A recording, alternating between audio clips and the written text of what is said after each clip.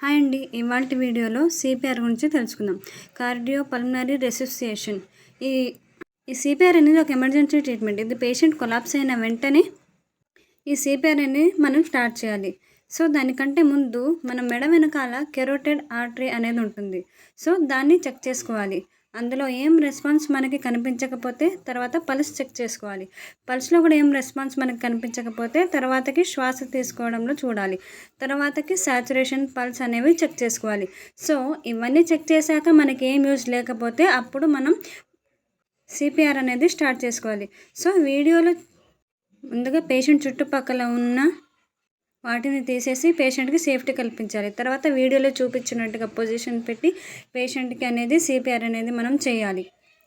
ఈ సిపిఆర్ని మనం ఎందుకు చేస్తామంటే గుండెకు మరియు మెదడుకు రక్త ప్రసరణను కొనసాగించడం కోసం ఈ సిపిఆర్ అనేది మనం చేస్తామన్నమాట. సో ఇది నిమిషానికి 100 నుంచి 120 సార్లు చేయాలి.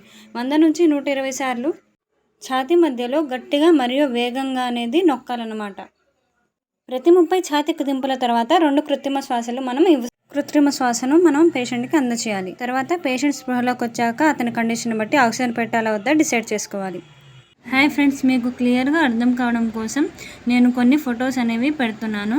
వీటి ప్రకారం ఫాలో అవ్వండి. ఒకవేళ మీకు ఏమైనా అర్థం కాకుండా ఉంటే కామెంట్ బాక్స్లో కామెంట్ అని పెట్టండి. నేను